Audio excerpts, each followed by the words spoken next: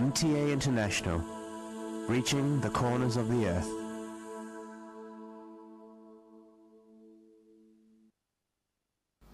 صلی علی رسولنا صلی علی محمد صلی علی نبینا صلی علی محمد صلی علی کریمنا صلی علی محمد صلی علی حبیبنا صلی علی محمد صلی علی امامنا صلی علی محمد صلی علی نبینا صلی علی محمد صلی علی رسولنا صلی علی محمد صلی علی شفیعنا صلی علی محمد صلی علی کریمنا صلی علی محمد صلی علی حبیبنا صلی علی محمد صلی علی امامنا صلی علی محمد صلی علی رحیمنا صلی علی محمد صلی علی نبینا صلی علی محمد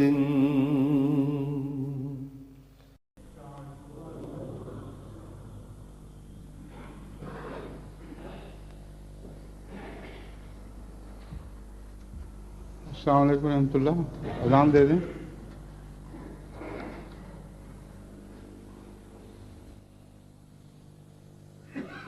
اللہ اکبر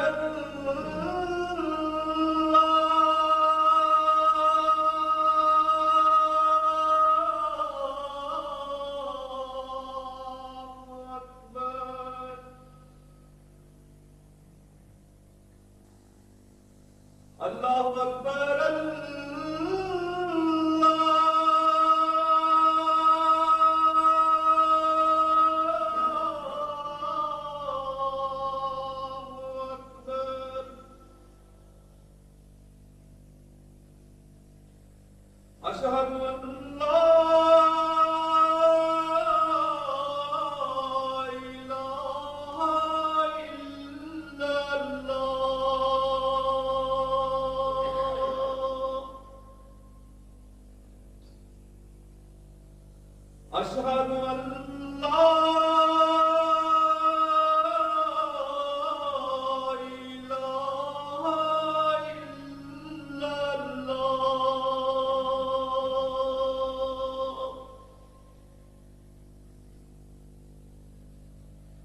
أشهد أن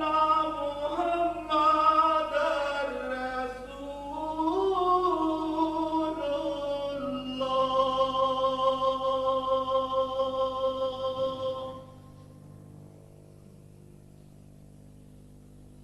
أشهد أن محمدا رسول الله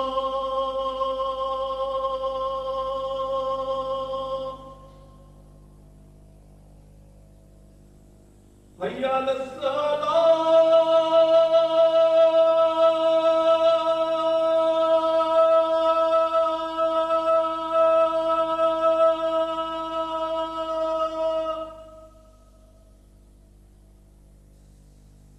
حي على الصلاة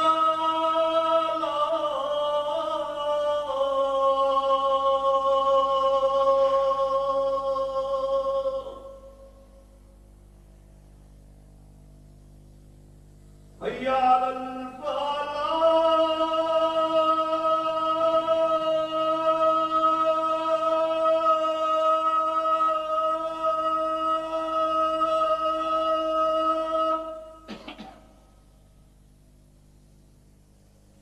حي على الفلاح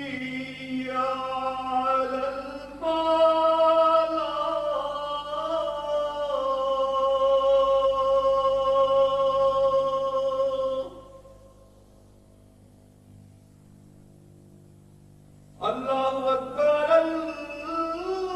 الله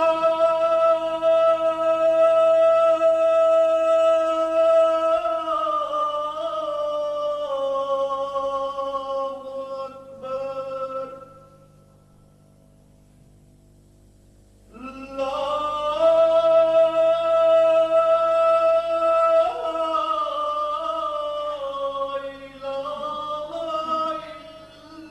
إلا الله أشهد أن لا إله إلا الله وحده لا شريك له وأشهد أن محمدا عبده ورسوله أما بعد فأعوذ بالله من الشيطان الرجيم بسم الله الرحمن الرحيم الحمد لله رب العالمين الرحمن الرحيم مالك يوم الدين إياك نعبد وإياك نستعين اهدنا الصراط المستقيم صراط الذين أنعمت عليهم غير المغضوب عليهم ولا الضالين قل إنني هداني ربي إلى صراط مستقيم دينا قيما ملة إبراهيم حنيفا وما كان من المشركين سورہ الانعام آیت 162. یہ آیت اور اس کے بعد کی آیات سے متعلق ایک خطبوں کا سلسلہ شروع ہے جن کا تعلق توحید سے ہے. گزشتہ خطبے میں اس آیت کی تلاوت کے وقت میں نے قیامن کو قیمن پڑھا تھا اور خطبے کے آخر پر وضاحت کر دی تھی کہ احباب اس کو غلطی سمجھیں اور درست کریں. قیمن اور قیامن ایک ہی مضمون کے دو لفظ ہم معنی دو لفظ ہیں، لیکن بعض جگہ قرآن کریم میں اس مضمون کو قیمن کے لفظ سے بیان فرمایا ہے، بعض جگہ جب ایک جگہ قیامن سے۔ اس کے بعد مجھے ہمارے مکرم محترم استاد مکرم مولوی محمد صاحب جلیل کی طرف سے ایک بڑا ہی دلچسپ اور علمی خط ملا، جس میں انہوں نے بہت ہی مؤخر اور مستند حوالے پیش کیے ہیں بعض علماء امت کے، جو یہاں قیامن کو قیمن پڑھنا جائز سمجھتے تھے۔ چنانچہ علامہ راضی کی تفسیر کبیر سے بھی یہ حوالہ بیان کیا گیا ہے۔ ایک حوالہ بیان کیا گیا، علامہ آلوسی تفسیر روح المعانی میں بھی لکھتے ہیں کہ کثیر قراء نے اسے قیمن پڑھا ہے، کہ بڑی تعداد میں قراء نے اس کو قیمن پڑھا ہے، اور اس کی تفصیلی بحثیں موجود ہیں کہ کیوں ایسا کیا گیا۔ اس کو پڑھ کر جہاں ایک طرف مجھے اطمینان ہوا کہ اللہ کے فضل کے ساتھ جو غلطی تھی وہ ایسی خطرناک غلطی نہیں تھی کہ جس کی وجہ سے مجھے مدت تک تکلیف رہتی، اس کا کچھ جواز موجود ہے، لیکن دوسری طرف ایک فکر بھی لاحق ہوئی۔ قرآن کریم کی جو مختلف قرأتیں تھیں ان سے ہمیں ہرگز کوئی ان پر ان معنوں میں کوئی اعتراض نہیں کہ وہ قرأتیں ثابت شدہ ہیں اور بعض معانی کی طرف اشارے کرتی ہیں، ان سے استفادے کی حد تک تو یہ بالکل جائز اور درست ہے، مگر علماء کے حوالوں سے اگر ایسی قرأتیں درست معلوم ہوں جو کل عالم میں ایک خاص قرأت کے طور پر رواج پا چکی ہیں اور امت وحدہ کی ایک نشانی بن گئی ہیں اور قرآن کریم کو ایک وحدت کے طور پر دنیا کے سامنے پیش کر رہی ہیں، تو یہ رجحان خطرناک ہے اور مجھے پسند نہیں۔ میں ہرگز پسند نہیں کرتا، نہ اپنے لیے نہ جماعت کے کسی بزرگ کے لیے یا عام انسان کے لیے، کہ وہ تفاسیر کے حوالے سے کچھ دوسری قرأتیں معلوم کرے اور پھر اصرار کرے کہ یہ قرأت بھی درست ہے، اس لیے میں اسی طرح پڑھوں گا۔ خدا تعالیٰ نے جو قرآن کریم کو ایک قرأت پر اکٹھا فرمایا ہے، یہ اتفاقی حادثہ نہیں ہے۔ یاد رکھیں، قرآن کریم کی جمع و تزوین میں کوئی بھی اتفاق نہیں ہے، جھوٹے ہیں جو یہ کہتے ہیں۔ اور حیرت انگیز طور پر قرآن کریم کو اللہ تعالیٰ نے ایک عالمی وحدت اس طرح عطا فرمائی کہ ان تمام قرأتوں کو بھی نظروں سے غائب کر دیا، سوائے اس کے کہ علماء کھوج نکال کر انہیں معلوم کریں جو مختلف قرأتیں ہیں، اور ایک قرأت کل عالم میں رواج پا گئی ہے۔ اس لیے اس پہلو سے وہ میں سمجھتا ہوں وہ غلطی ہی تھی اور اس کی درستی کرنا ضروری تھی، جو میں نے کر دی ہے۔ اللہ تعالیٰ جماعت کو ہمیشہ قرآن کریم کی ایسی خدمت کی توفیق عطا فرمائے کہ اس میں کسی پہلو سے ادنا سا بھی رکھنا پڑھنے کا شبہ بھی جماعت پر نہ کیا جا سکے، اس کا وہم تو درکنار، دشمن کی بھی آنکھ بھی کسی ایسے رکھنے کا کوئی تاثر نہ پا سکے، پکڑ سکے۔ اب میں دوسرے پہلو کی طرف متوجہ ہوتا ہوں۔ اس کا بھی دراصل توحیدی سے تعلق ہے۔ ڈش اینٹینا کے ذریعے جو کل عالم میں خطبات نشر ہو رہے ہیں اور مشرق و مغرب کے احمدی بیک وقت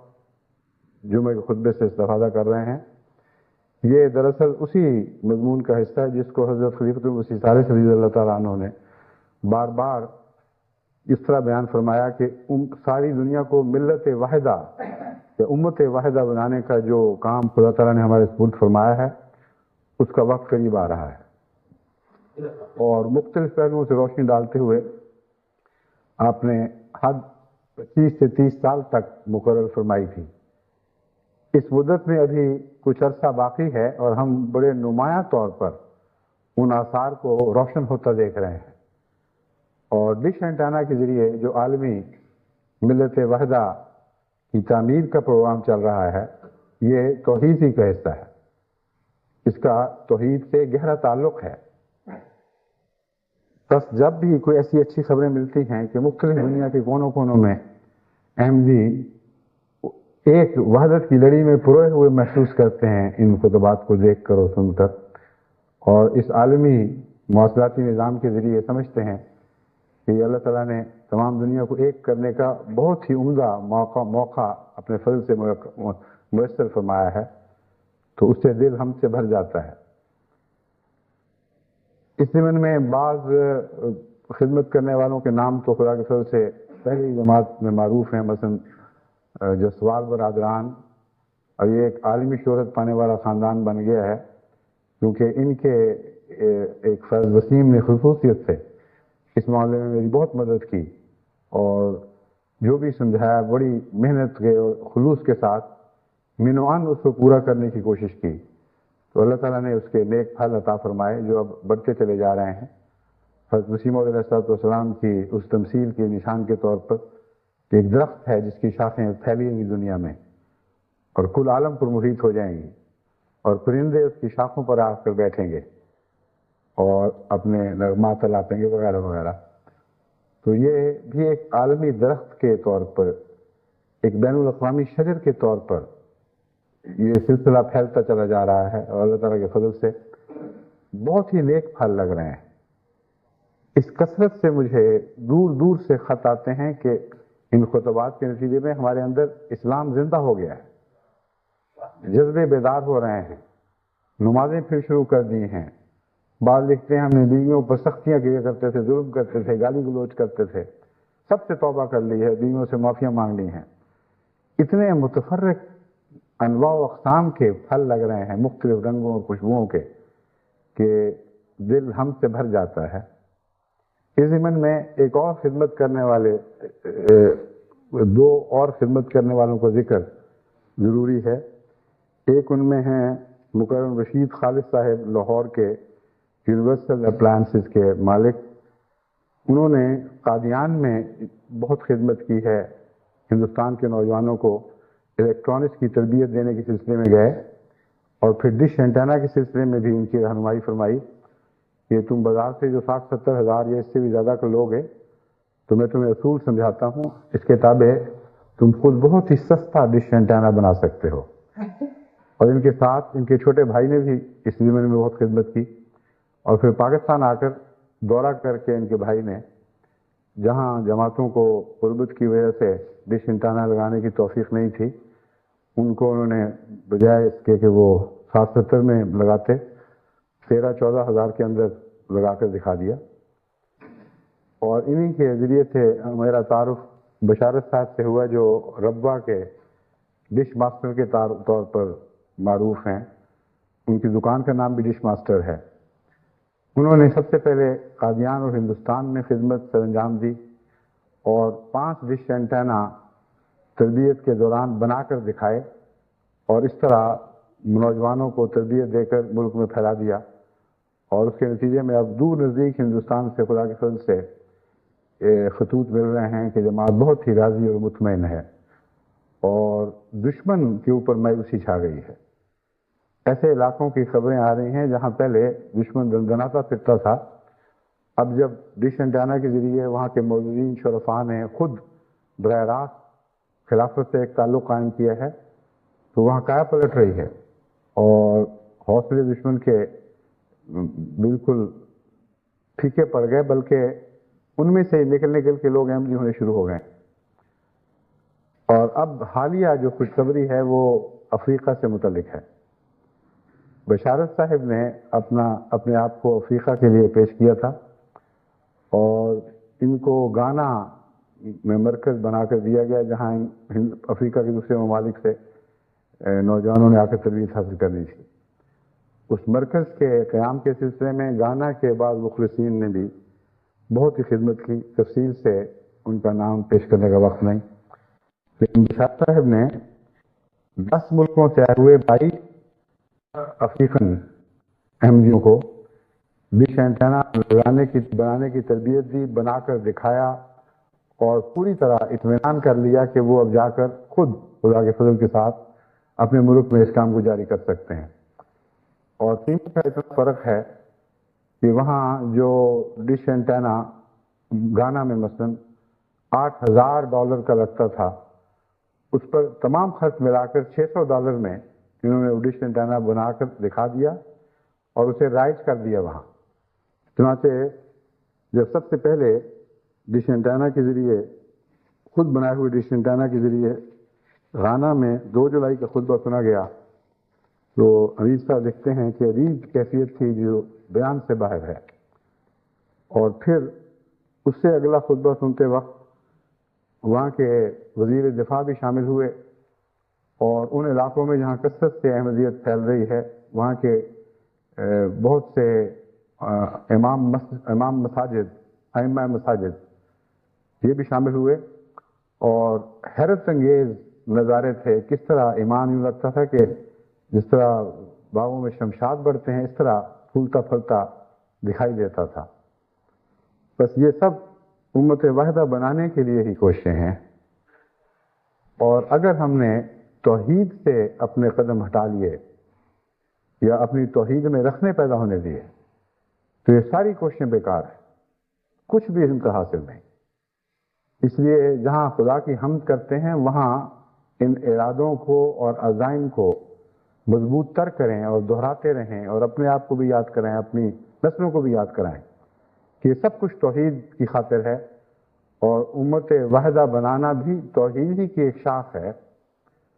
اور ہمیں خدا واحد کی قسم ہے کہ ہم توحید کے ساتھ اس طرح چمٹے رہیں گے کہ ہماری گردنیں بھی کاٹ دی جائیں، ہم وہ ہاتھ جدا کر دیے جائیں تن سے جو توحید کو پکڑتے ہیں، مگر ہماری روح کا تعلق توحید سے پھر بھی کاٹا نہیں جا سکے گا. اس جذبے کے ساتھ اگر ہم اللہ تعالیٰ کے احسانات کا شکر ادا کریں تو میں یقین رکھتا ہوں کہ کوئی مخالف طاقت ان جماعت کے اوپر ان فیوز کی راہ میں حائل نہیں ہو سکتی.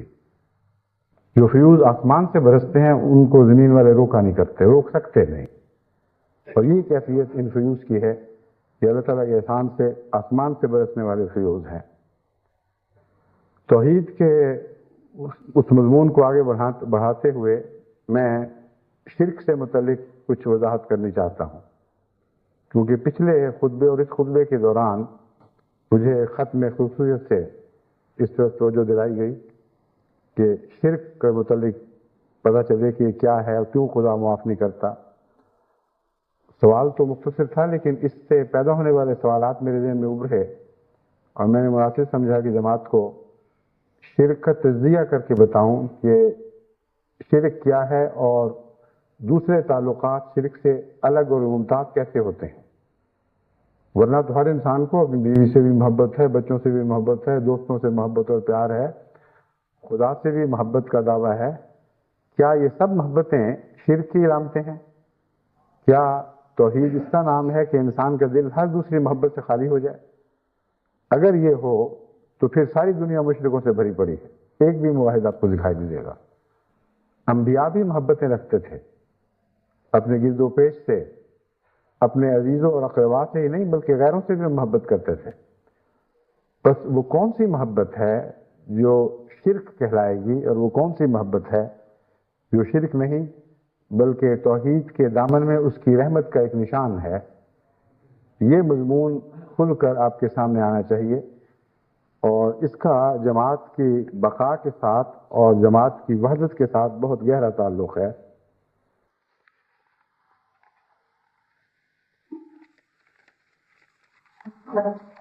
سوال کا تعلق تو جہاں تک سوال کا تعلق ہے وہ یہ تھا کہ خدا تعالیٰ فرماتا ہے میں شرک کو بخشتا نہیں، اور ساری دنیا میں بے شمار مذاہب ہیں جن کا شرک سے تعلق ہے. عیسائیت بھی مشرک ہو چکی ہے، دوسری کے سب مذاہب نہیں. کیا ہم یقین سے کہہ سکتے ہیں کہ سارے جہنمی ہیں؟ اس کا جو میں نے جواب دیا وہ خلاصتاً آپ کے سامنے رکھنا چاہتا ہوں، کیونکہ یہ سوال مختلف ملکوں میں اٹھ سکتا ہے اور جماعت کے سامنے پیش ہوتا رہتا ہے. کسی کے جہنمی ہونے کا فیصلہ کرنا اللہ کا کام ہے. جہاں تک شرک کا تعلق ہے، یاد رکھیں کہ بہت سے توحید پرست مذاہب ہیں جن میں شرک داخل ہو چکا ہے، اور بہت سے مشرک مذاہب ہیں جن میں مواہد ملتے ہیں. اس لیے عمومی فتویٰ لگا کر کسی مذہب کے پیروکاروں کو کلیتاً جہنمی یا کلیتاً جنتی قرار دینا انسان کا کام نہیں ہے. دوسرے، شرک اور توحید دونوں کے اندر تہ در تہ مقامات اور منازل ہیں، اور وہ دلوں کے اندر طبقہ بہ طبقہ بٹے ہوئے ہوتے ہیں. بعض دفعہ ایک مواحد کے دل کو کریدیں تو نیچے جا کر نچلی سطح پر جا کر شرک کا بیج بھی دکھائی دے گا. تو ایک شرک کی سطح پر بظاہر توحید کی عمارت تعمیر ہو رہی ہے. بعض دفعہ توحید غالب رہتی ہے. تو یہ ایک بہت ہی باریک مضمون ہے جس کا تعلق عالم الغیب و شہادہ سے ہے، اور صرف اللہ جانتا ہے کہ حقیقت میں کون مواحد ہے اور کون مشرک ہے. ہمیں جہاں تک تعلیم کا تعلق ہے، آن حضرت صلی اللہ علیہ وآلہ وسلم کی سنت کے حوالے سے شرک کو سمجھنا چاہیے اور توحید کو سمجھنا چاہیے، اور ان دونوں کے درمیان فرق بین ہمیں معلوم ہونا چاہیے، اور پوری کوشش ہونی چاہیے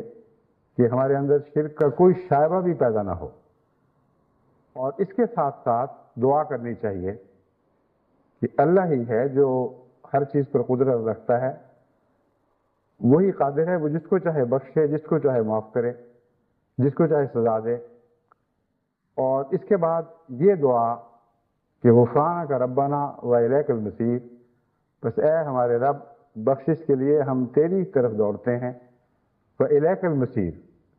جانا تیری ہی طرف ہے اور کسی طرف جانا ہے ہی نہیں. جب دل آخر تیری طرف لوٹنا ہے تو بخشش کس سے اور کس اور سے مانگیں جبکہ اور ہے بھی کوئی نہیں. بس اس خلوص کے ساتھ اس مضمون کو سمجھتے ہوئے اگر آپ دعائیں کریں گے تو مجھے یقین ہے کہ اللہ تعالیٰ انشاءاللہ تعالیٰ ہمیں ہمیشہ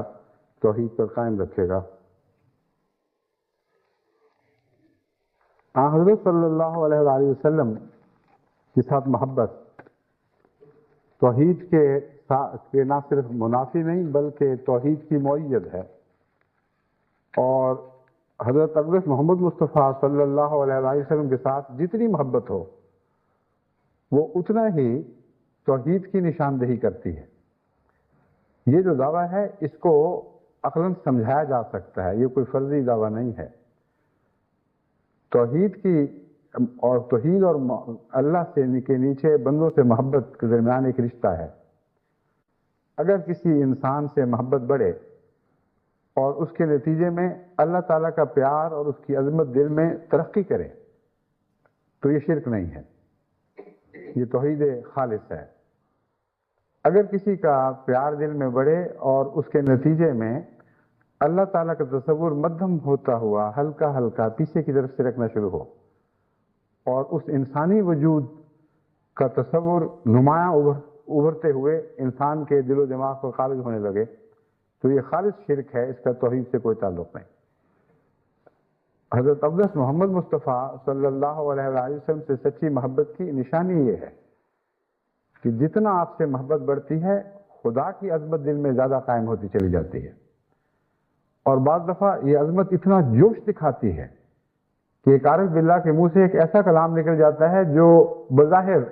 گستاخانہ ہے اور عام نظر سے دیکھیں تو دل میں سے صدمہ پہنچتا ہے کہ کیا بات کر گیا. لیکن وہ خاص لمحات ہیں جس میں حضرت محمد رسول اللہ کی محبت نے اس طرح توحید کا رخ اختیار کر لیا ہے کہ حضور کا وجود بھی بیچ میں سے غائب ہوتا نظر آتا ہے. وہ شعر جس کی طرف میں اشارہ کر رہا ہوں وہ یہ ہے، پنجے در پنجے خدا دارم من چه پرواہ مصطفیٰ دارم، کہ میرا پنجہ خدا کے پنجے میں آ گیا ہے، اب مجھے مصطفیٰ کی کیا پرواہ ہے. جس بزرگ کا یہ شعر ہے ان کے متعلق یہ ظن کرنے کی گنجائش ہی نہیں ہے کہ وہ نعوذ باللہ رسول اللہ صلی اللہ علیہ وسلم کی گستاخی کرنے والے ہوں. ہاں اس کا مفہوم یہ دکھائی دیتا ہے کہ حضرت محمد رسول اللہ کی شان کو اپنے رنگ میں یوں بیان کیا کہ محمد رسول اللہ کی تو عجیب شان ہے کہ میرا پنجہ خدا کے پنجے میں پکڑا دیا ہے، اب مجھے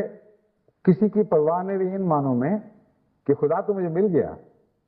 لیکن محمد رسول اللہ کا احسان تو دل سے نہیں نکل سکتا کیونکہ پنجہ پکڑانے والا وجود وہ تھا. اگر وہ پنجہ پکڑانے والا وجود بیچ میں نہ ہو تو کوئی پنجہ خدا کے پنجے میں نہ پکڑا جائے. بس توحید کا تعلق رسالت کی محبت سے بڑا گہرا ہے، اور جہاں رسالت ایسا وجود اختیار کر لے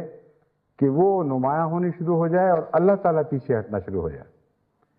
یوں محسوس ہو کہ خدا تعالیٰ تو صرف اس رسول کی خاطر ہے، اور وہ رسول خود اتنا حسین ہے کہ خدا تعالیٰ کے پاس چارہ نہیں تھا اس سے عشق کیے بغیر۔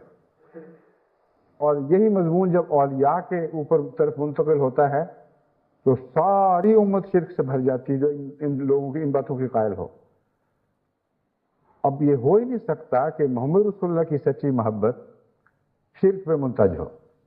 اس کا مطلب ہے وہ محبت سچی نہیں تھی، نظریں ٹیڑھی تھیں۔ دراصل تعصبات نے بظاہر محبت کا رنگ اختیار کیا ہے، اور یہ ممکن ہے۔ بعض دفعہ ایک انسان اپنوں کا تعصب اتنا رکھتا ہے کہ جسے اپنا سمجھے اس کی بڑائی شروع کر دیتا ہے، اور اس کو بڑھاتے بڑھاتے توازن بگڑ جاتا ہے۔ بس حضرت صلی اللہ علیہ وآلہ وسلم کو بعض دفعہ دوسروں کے مقابل پر اتنا بڑھا کر پیش کرنے کا موجب محبت نہیں ہوتی، بلکہ اپنی اصلیت ہوتی۔ جہاں محبت کے نتیجے میں حضرت اقدس محمد رسول اللہ کا مقام تمام دنیا میں ہر غیر سے اونچا دکھایا جائے، وہاں نشانی یہ ہے کہ اس کے باوجود اللہ تعالیٰ کا بالا اور عرفہ مقام ہمیشہ اسی طرح قائم رہتا ہے، بلکہ بڑھتا چلا جاتا ہے۔ جہاں یہ رکھنا پیدا ہو جائے وہاں عصبیت یوں لگتا ہے جس طرف صرف رسول اللہ علیہ وسلم کو اٹھا رہی ہے، اس کے سوا خدا کا بھی کوئی وجود نہیں۔ گویا خدا اسی لیے تھا کہ صرف حضرت صلی اللہ علیہ وسلم کو پیدا کرتا، اور اس کے بعد خدائی ختم ہو گئی ہے۔ یہ باریک مضمون ہے، لیکن اپنی توحید کی باریک راہوں پر حفاظت کرنی ہوگی۔ حضرت اقدس مسیح موعود علیہ السلام کو دیکھیں، جتنا عشق آپ کے دل میں حضرت محمد رسول اللہ علیہ وسلم کا موزن تھا، اتنا ساری امت پر نگاہ ڈال کر دیکھیں، آپ کو کہیں اور اس طرح جلوہ کر دکھائی نہیں دے گا۔ کسی کے دل میں جو ہے اللہ بہتر جانتا ہے، مگر کسی کی عبارتوں میں، کسی کی تحریر میں، اس کی نظم میں، اس کی نثر میں، اس کے دن رات کے کلام میں کسی کا ایسا عشق موزن ہو کہ اچھلتا ہوا کناروں سے باہر جاتا ہوا، پھر چھلکتا ہوا دکھائی دے۔ یہ حضرت مسیح موعود علیہ السلام سے بڑھ کر آپ کو امت میں کہیں اور نظر نہیں آئے گا۔ تلاش کر کے دیکھ لیں، تحریریں پڑھ لیں، نظم و نثر کا مطالعہ کریں، حضرت مسیح علیہ السلام بالکل نمایاں ہیں، لیکن آپ کا عشق محمد مصطفیٰ صلی اللہ علیہ وآلہ وسلم توحید کا خادم رہا ہے مسلسل۔ ایک جگہ اشارتاً یا کنایتاً بھی عشق محمد نے شرک کا رنگ اختیار نہیں کیا، لیکن دوسرے محبت کا دعویٰ کرنے والوں میں آپ کو نمایاں طور پر دکھائی دیتا ہے۔ اس کی اور بھی بہت سی علامتیں جن سے یہ باتیں پہچانی جاتی ہیں، مگر بعض باتیں اور میں ضروری بیان کرنا چاہتا ہوں، اس لیے سر دست اس حصے کو چھوڑتا ہوں۔ بس حضرت رسول اکرم صلی اللہ علیہ وآلہ وسلم کے ساتھ اگر سچی گہری عارفانہ محبت کی بجائے عصبیت کی وجہ سے آپ کی بڑائی بیان کی جا رہی ہو، تو یہ شرک دراصل نیچے اتر کر دوسرے بت بنانے شروع کر دیتا ہے۔ اور وہ سارے لوگ جو اولیاء سے مانگتے ہیں، ان کی قبروں کی پوجا کرتے ہیں، ان کے نام پر جانیں فدا کرتے ہیں، ان کی زندگی میں گویا خدا کا سارا کاروبار اس بزرگ کو پیدا کرنا تھا، اور اس کو پیدا کر کے خدائی کی صفات اس کے سپرد ہو گئیں۔ اب جو کچھ ہے وہی ہے۔ اللہ سے براہ راست محبت کا کوئی مضمون ان کے ہاں دکھائی نہیں دیتا۔ ایک ولی کی پوجا کی جا رہی ہے، اس کی قبر کی پوجا کی جا رہی ہے، اس کے اوپر چادریں چڑھائی جا رہی ہیں، سارا دین یہی ہے۔ اور چادر چڑھا کے واپس آؤ تو اس کا ولی کا نام تو شاید دل میں رہے یا نہ رہے، خدا کا کوئی نام دل میں نہیں رہتا۔ ساری زندگی خدا سے خالی رہتی۔ بس وہ محبت جو کسی بزرگ سے ہو، اور وہ محبت خدا کی محبت میں غیر معمولی طاقت اور شان پیدا نہ کرنے والی ہو، وہ محبت شرک ہے۔ اور اس شرک نے امتوں کو تباہ کر کے رکھ دیا ہے۔ امت عیسوی کا حال دیکھیں، ان میں بنیادی طور پر یہی شرک ہے جس نے عیسیٰ کے ماننے والوں کو بلا کر ہمیشگی کی ہلاکت میں جھونک دیا۔ اس کی علامتیں قرآن کریم نے بڑے کھول کر بیان فرمائی ہیں۔ اگر وہ توحید باری تعالیٰ کے دعوے میں سچے ہیں تو جب صرف اللہ کا نام لیا جائے تو ان کے دل میں اسی طرح محبت موزن ہونی چاہیے، جیسے ایک عاشق کی اپنے محبوب کے نام کو سن کر ہوتی ہے۔ لیکن یہ مشرکین وہ ہیں جن کو اللہ کے ساتھ اگر عیسیٰ کا نام نہ لیا جائے تو سکون نہیں ملتا، اور عیسیٰ کے نام کے ساتھ خدا کا نام بے شک نہ لیا جائے، کوئی پرواہ نہیں، یہاں تک کہ عیسیٰ علیہ السلام عملاً پورے خدا بن بیٹھے ہیں۔ ہر ضرورت کے وقت، ہر فکر کے وقت، ہر حاجت روائی کے وقت پہلا نام عیسیٰ کا ذہن میں آتا ہے۔ گاڈ دا فادر تو لگتا ہے اس کے ساتھ کیوں نوکر کے طور پر چمٹا ہوا ہے، ورنہ اصل خدائی عیسیٰ ہی کی خدائی ہے۔ یہ گہرے دلوں کے اندر راسخ شرک کی علامتیں ہیں جو بالآخر امتوں کو ہلاک کر دیا کرتی ہیں۔ بس منہ سے وہ ہزار کہیں کہ خدائے واحد و یگانہ ہے، اس کا بیٹا ہے، اس کی ایک رونمائی ہے جو بیٹے کی صورت میں ہمارے سامنے ہے، لیکن حقیقت میں ہر ایک کا دل گواہ ہے کہ میں مشرک ہوں، اور خدا سے نہیں بلکہ عیسیٰ سے میرا زیادہ پیار ہے۔ اس شرک کو پھیلانے میں سینٹ پال نے سب سے بڑا کردار ادا کیا ہے، اور ایسے فلسفیانہ رنگ میں اس نے ان مضامین کو پیش کیا جو فلسفے سے زیادہ جہالت کے تانے بانے تھے، لیکن عوام الناس ان کو سمجھ نہیں سکتے تھے، اور عیسیٰ کی محبت کرنے والوں کو گویا ایک فلسفیانہ دلیل ہاتھ آ گئی، اس طرح انہوں نے اپنے شرک کو مزید آگے بڑھانا شروع کر دیا۔ یہ جو مضمون ہے اس کو سینٹ پال نے ایک خط میں اس طرح بیان کیا کہ عیسیٰ علیہ السلام خدا کے بیٹے کی صورت میں ہمارے سامنے ظاہر ہوئے ہیں، لیکن خدائی ہے جو اصل ہے۔ لیکن اس دنیا میں جب تک قیامت نہیں آتی خدا کے تمام اختیارات عیسیٰ کو سونپ دیے گئے، اور وہ ان تمام اختیارات سے کام لے کر اپنے ساتھ جب ہمیں ملاتا ہے تو دراصل خدا سے ملا رہا ہوتا ہے۔ تو کیا یہ ہمیشہ کے لیے یہی رہے گا؟ جب یہ سوال اٹھا ان کے ذہن میں تو پھر آخر پہ یہ لکھا، لیکن جب قیامت آ جائے گی اور سب لوگ خدا کے حضور پیش ہوں گے تو عیسیٰ علیہ السلام کہیں گے یہ خدا لے تیری خدائی تیرے حوالے ہے، بس میں نے کر لی جو خدائی کرنی تھی، اور پھر صرف ایک ہی خدا رہ جائے گا۔ ایسی جاہلانہ باتوں کو فلسفہ سمجھ کر امتوں کو ہلاک کر دینا بہت ہی بڑی بد نصیبی ہے، لیکن ایسا ہوا۔ لیکن یہ جو بنیادی جہالت ہے یہ ہر جگہ کار فرما ہے، ہر سطح پر کار فرما ہے۔ حضرت علی رضی اللہ تعالیٰ عنہ سے محبت کرنے والوں نے بعض دفعہ اتنا غلو کیا کہ حضرت صلی اللہ علیہ وآلہ وسلم کے مقابل پر ان کا مرتبہ بڑھانا شروع کر دیا، کیونکہ بنیادی طور پر جب یہ عقیدہ بنایا کہ وسیع حضرت علی رضی اللہ تعالیٰ عنہ ہیں تو اس کا تعلق دراصل شرک فی الخلافت سے تھا۔ ایک شرک دوسرے شرک کو پیدا کرتا ہے، یاد رکھیں،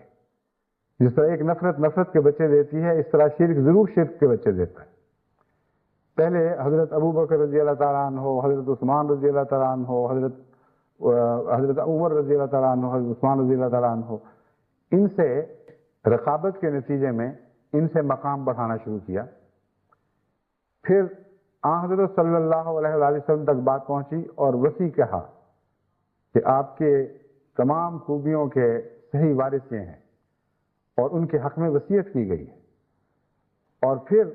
اس مضمون کو یہ رنگ دے دیا کہ گویا وصیت اس لیے تھی کہ حق بحقدار رسی، یعنی رسول اللہ صلی اللہ علیہ وسلم تو گویا امین ہی تھے، اور جس طرح عیسیٰ علیہ السلام قیامت کے دن خدا کے سپرد خدائی کر دے گا،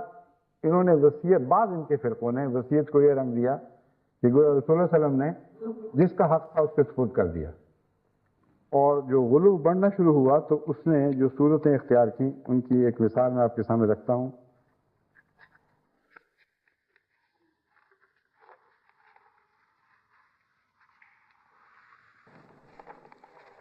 چند مثالیں میں سامنے رکھتا ہوں۔ اول تو جب مشکل کے وقت اور تکلیف کے وقت یا علی کا نعرہ لگایا جاتا ہے تو اس وقت سب سے بہتر وہ شخص جانتا ہے جو یہ نعرہ لگا رہا ہے کہ محض محبت کا اظہار ہے یا شرک ہے۔ اسی طرح یا عبد القادر جیلانی، یا پیر دستگیر، یا سخی سرور وغیرہ کے نعرے مصیبتوں کے وقت لگانے، یہ اگر باہر کی آنکھ سے دیکھیں تو چونکہ ہم خدا نہیں ہیں، ہم یقینی طور پر نہیں کہہ سکتے کہ شرک کے نتیجے میں ہوا ہے، لیکن جہاں تک میں نے رجحانات کا مطالعہ کیا ہے، یہ شرک ہی کی مختلف صورتیں ہیں۔ اگر تکلیف کے وقت پہلے خدا یاد نہ آئے اور کوئی اور یاد آئے تو یہ شرک ہے۔ تکلیف کے وقت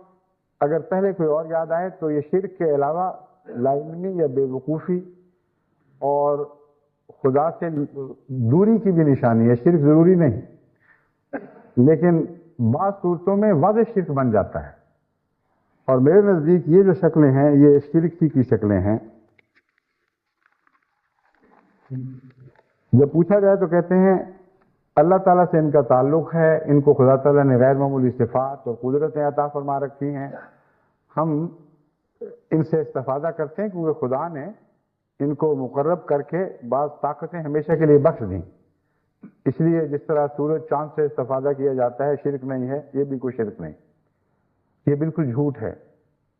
کیونکہ سورج چاند کا جو نظام ہے اس سے استفادہ کا ایک ایسا قانون جاری ہے جس میں لازماً ہمیں ان سے براہ راست استفادہ کرنا پڑتا ہے، لیکن یہ استفادہ اگر وہیں تک محدود رہ جائے تو پھر یہ دہریز بن جاتی ہے۔ اگر چاند اور سورج کا استفادہ اس سے پرلی طرف خدا کا چہرہ نہ دکھائے اور خدا کے مقابل پر ان چیزوں کو بالکل بے حقیقت اور بے جان اور بے معنی انسان نہ دیکھے تو یہ بھی دہریت کی اور شرک کی قسمیں بن جاتی ہیں۔ بس اگر تو کسی بزرگ سے استفادہ کرتے وقت یہ خیال دل پر غالب ہو اور قبضہ کر لے کہ میرے اللہ نے جو ان کو عطا کیا ہے مجھے میرے لیے وسیلہ بنایا ہے اور میں اس سے استفادہ کرتا ہوں، تو یہ استفادہ بھی تب جائز ہے اگر قوانین کے مطابق ہو۔ قرآن کریم نے اس کے کھلے کھلے قوانین بیان فرمائے ہیں اور اسلوب بیان فرمائے ہیں۔ ایک استفادہ یہ ہے جس طرح ساری امت محمد رسول اللہ صلی اللہ علیہ وسلم سے وسیلہ ہونے اور شفیع ہونے کا استفادہ کر رہی ہے، مگر مصیبت کے وقت اے محمد تو ہمیں دے یہ نہیں کہتی۔ کبھی کسی صحابی نے یہ نہیں کہا، کبھی کسی خلیفہ راشد نے یہ نہیں کہا، نسل بعد نسل تک کبھی یہ محاورہ آپ نہیں سنیں گے اسلام میں کہ اے محمد میرا بچہ مر رہا ہے تو بچا لے اس کو، اے محمد میری جان نکل رہی ہے تو مجھے نئی زندگی بخش۔ براہ راست ہمیشہ خدا کو مخاطب کیا گیا، اور اسی کی تعلیم قرآن کریم میں کھلم کھلا دی۔ فَإِذَا سَأَلَكَ عِبَادِي عَنِّي فَإِنِّي قَرِيبٌ أُجِيبُ دَعْوَةَ الدَّاعِ إِذَا دَعَانِ۔ کہ محمد یہ اعلان کر، کہہ دے کہ جب میرا بندہ مجھے پکارتا ہے، میرے متعلق پوچھتا ہے تو کہہ دے کہ انی قریب، میں قریب ہوں۔ اجیب و دعوت الداع اذا دعان، یہاں لفظ کہہ دے تو نہیں ہے مگر اس کا مفہوم شامل ہے۔ میں دعوت کرنے والا یعنی پکارنے والا جب مجھے پکارتا ہے تو میں سن رہا ہوتا ہوں اور میں اس کا جواب دیتا ہوں۔ یہاں یہ نہیں فرمایا کہ اس وقت محمد رسول اللہ کو مخاطب کر کے ان سے مانگا کرو۔ بس قرآنی تعلیم تو اتنی واضح ہے کہ اس میں کسی اشتباہ کی کوئی گنجائش نہیں ہے۔ بس یہ استفادے کا بہانہ محض جھوٹ ہے اور اپنے نفس کو اندھیروں میں مستقل طور پر جاگزیں کرنے کا ایک عذر ہے اور اپنا خودکشی کرنے کے مترادف ہے۔ پھر حضرت علی رضی اللہ تعالیٰ عنہ سے محبت خلافت سے بڑھ کر رسول اللہ صلی اللہ علیہ وسلم کی برابری میں منتج ہوئی، اور برابری سے بڑھ کر خدا تعالیٰ کے برابری تک جا پہنچی۔ اس لیے شرک سے خواہ وہ ادنا حالت میں کیوں نہ ہو، خواہ نچلے مراتب میں شرک کیوں نہ ہو، آپ محفوظ نہیں ہیں۔ لازماً شرک بچے پیدا کرتا ہے اور رفتہ رفتہ یہ مخفی شرک کھلے کھلے شرک میں تبدیل ہونا شروع ہو جاتا ہے۔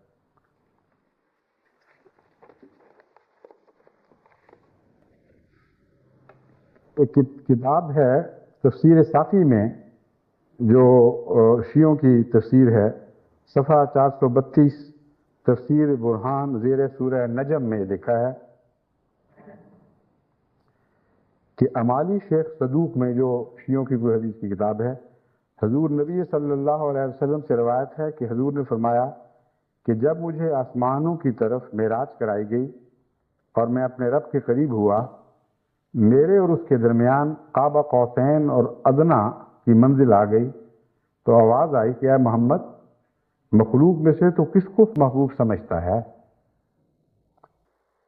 تو میں نے کہا کہ اے میرے رب، علی کو۔ کہا پس دیکھ اے محمد، میں نے اپنی بائیں جانب توجہ کی، کیا دیکھتا ہوں کہ علی ابن ابی طالب موجود ہیں۔ یعنی معراج میں آپ سے پہلے ہی حضرت علی ابن ابو طالب یہ خدا تعالیٰ کے بائیں ہاتھ بیٹھے ہوئے تھے اور پہلے ہی وہاں موجود تھے۔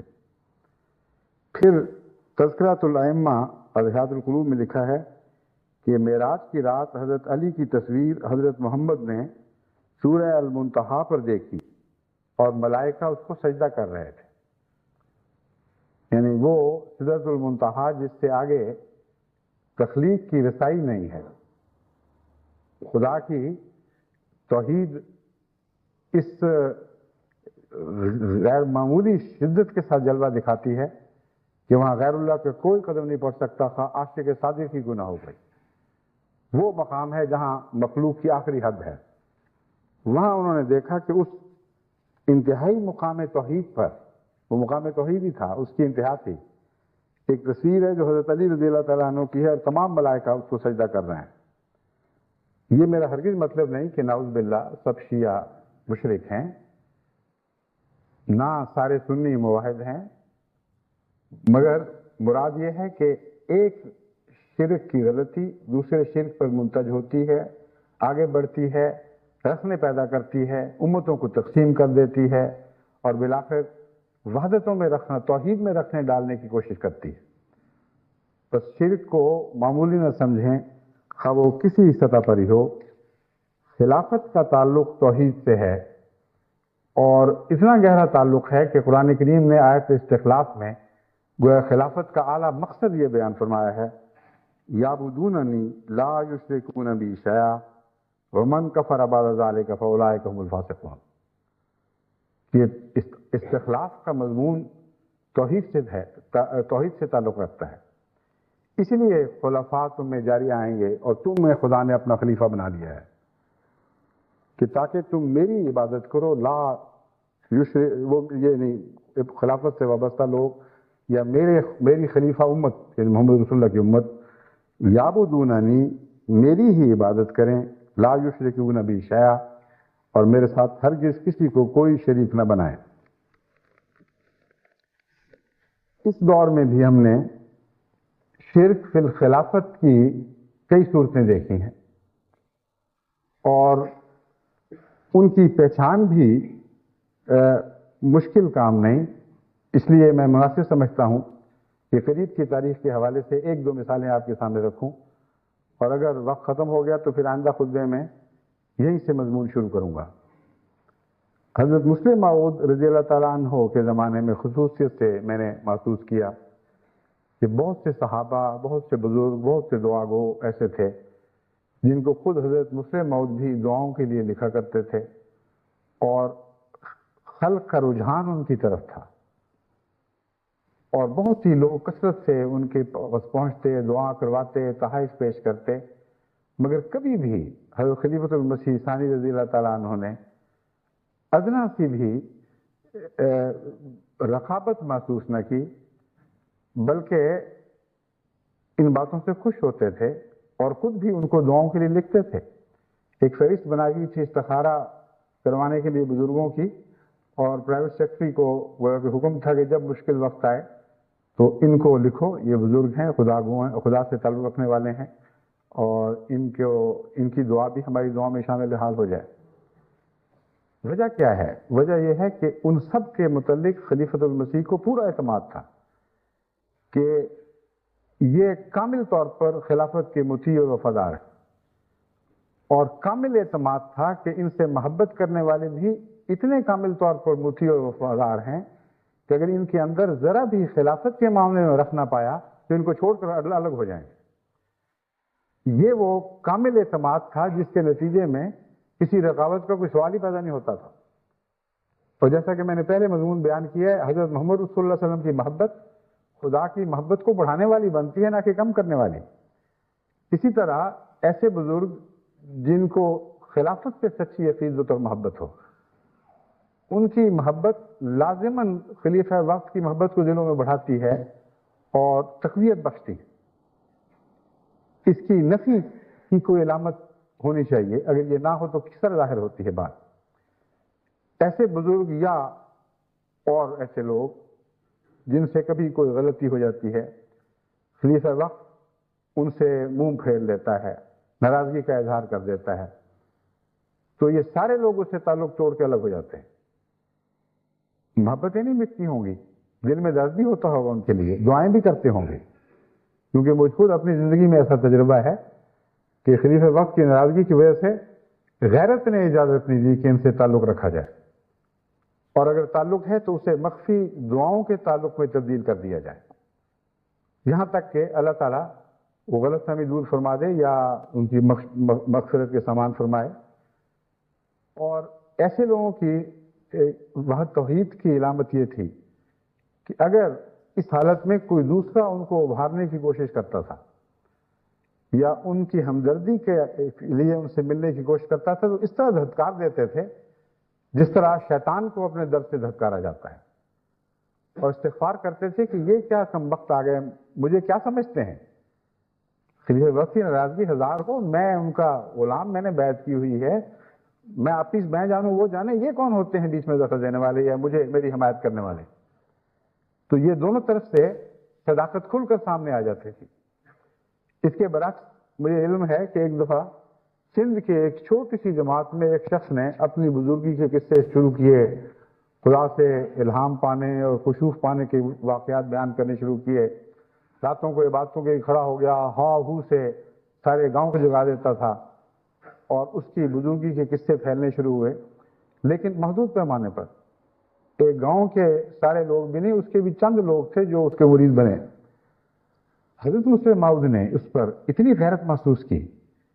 کہ ایک بڑا جلالی خطبہ دیا اور کہا وہ لوگ جو سمجھتے ہیں کہ یہ خدا کا بند خدا سے تعلق رکھتا ہے اس لیے اس کے پاس جا رہے ہیں، میں بتا رہا ہوں کہ یہ فتنہ ہے، ایک بت کھڑا کیا گیا ہے اور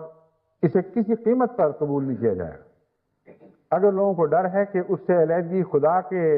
عذاب پر منتج ہوتی ہے تو میں حاضر ہوں اس عذاب کے لیے، کیونکہ میں جانتا ہوں کہ ایسا کوئی عذاب نہیں۔ بس کہاں یہ کہ صحابہ کرام میں سے حضرت مولوی شیرنی صاحب رضی اللہ تعالیٰ عنہ، حضرت مرزا بشیر احمد صاحب رضی اللہ تعالیٰ عنہ،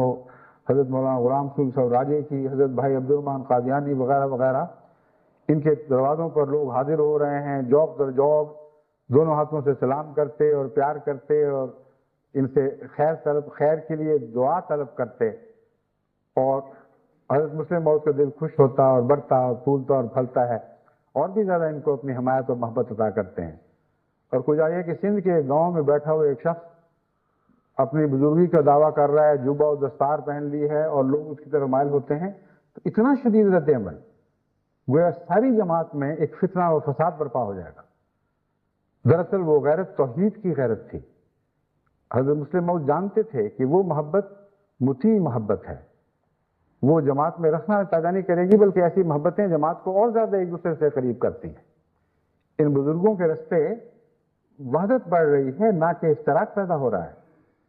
لیکن جہاں اشتراک کی بو بھی پائی آپ نے، اپنی بڑی شدت سے شیروں کی طرف پر حملہ کیا ہے۔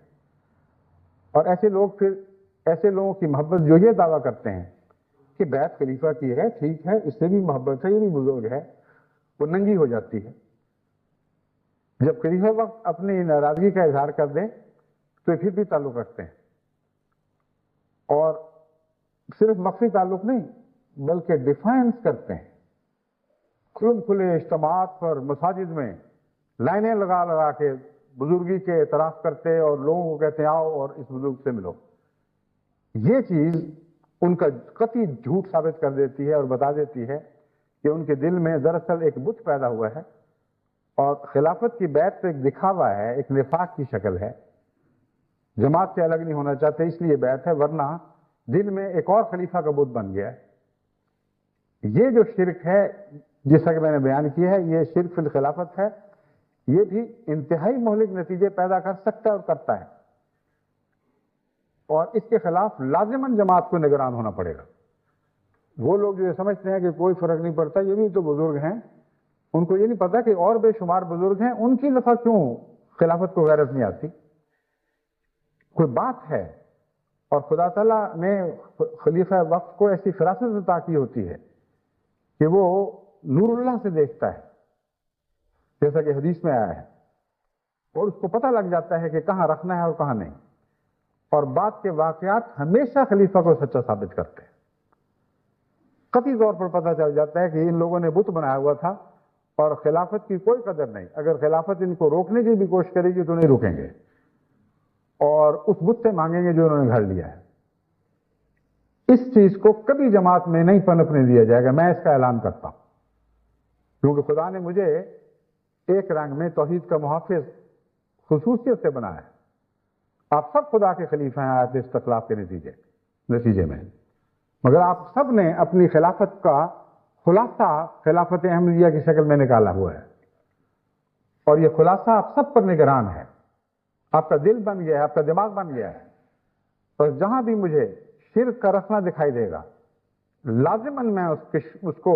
قلقمہ کرنے کی پوری کوشش کروں گا۔ مجھے کوئی بھی پرواہ نہیں کہ دنیا مجھے کیا کہے، کیا مجھ پہ بدظنیاں کرتی ہے، اور مجھے پتا ہے کہ ایسے مواقع پر ہمیشہ خدا تعالیٰ نے اپنے خلفاء کی حمایت کی ہے، اور اللہ کے فضل سے جماعت زیادہ سے زیادہ مواحد ہوتی چلی جا رہی ہے، زیادہ سے زیادہ ان باتوں کا عرفان حاصل کرتی چلی جا رہی ہے، اس لیے ماضی میں جو ہوا اسے دہرانے نہیں دیا جائے گا، یہ میں قطعی اعلان کرتا ہوں۔ اور ساری جماعت یو کے بھی متنبع رہے، اب جلسے کے دن بھی آ رہے ہیں، وہاں بھی کوئی مختلف لوگوں سے ملکوں سے لوگ آتے ہیں، بعض دفعہ انسان ظاہر سے اتنا متاثر ہو جاتا ہے کہ اس کو پتہ ہی نہیں میں کیا کر رہا ہوں، لیکن جہاں خلفائے وقت کی طرف سے تاریخ میں کھلم کھلا ایسے اظہارات ہو چکے ہوں اور بعض جگہوں سے خطرات کی نشاندہی کر دی گئی ہو، وہاں اگر منہ مارو گے تو شرک پہ منہ مارو گے، وہاں اگر منہ مارو گے تو منافقت کا اعلان کرو گے۔ خلیفہ وقت سے بیعت کا تعلق قائم رکھتے ہوئے ایسا نہیں کر سکتے، بیعتیں توڑو جہاں مرضی چلے جاؤ، کوئی پرواہ نہیں، ایک مرتد ہوگا خدا ہزاروں صالح نیک بزرگ عطا کرے گا، مواحد عطا کرے گا، اور دنیا کو بہرحال ہم نے توحید سے بھرنا ہے،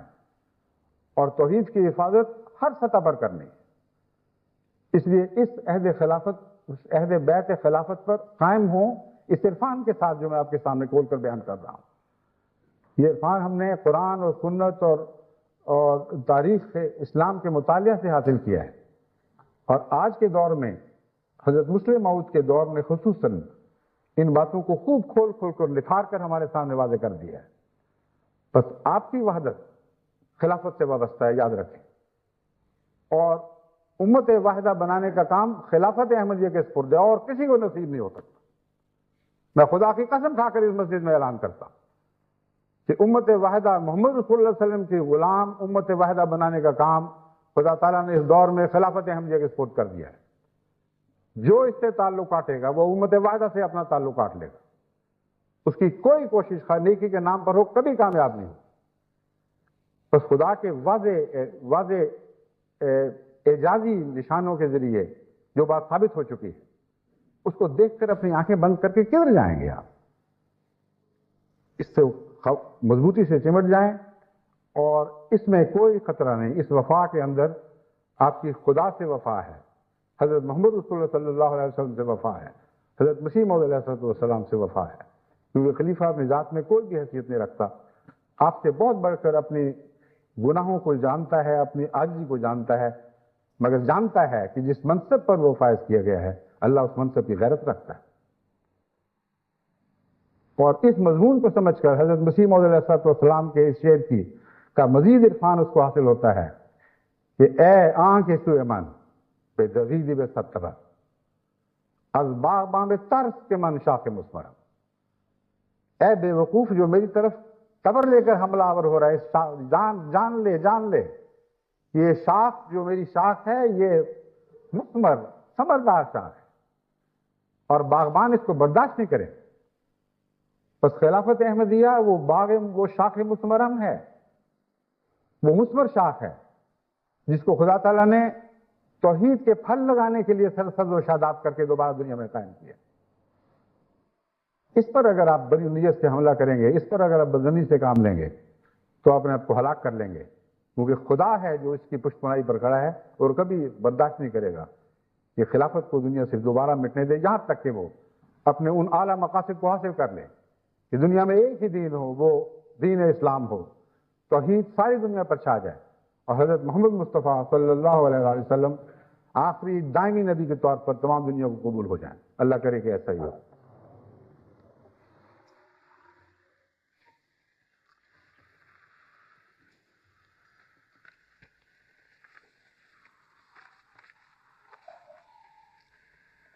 الحمد لله نحمده ونستعينه ونستغفره ونؤمن به ونتوكل عليه ونعوذ بالله من شرور أنفسنا ومن سيئات أعمالنا من يهده الله فلا مضل له ومن يضلله فلا هادي له ونشهد أن لا إله إلا الله وحده لا شريك له ونشهد أن محمدا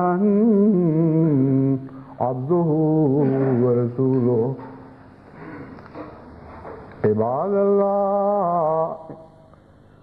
عباد الله رحمكم الله إن الله يأمر بالعدل والإحسان وإيتاء ذي القربى وينهى عن الفحشاء والمنكر والبغي يعظكم لعلكم تذكرون. اذكروا الله يذكركم وادعوه يستجب لكم ولذكر الله أكبر. ما كان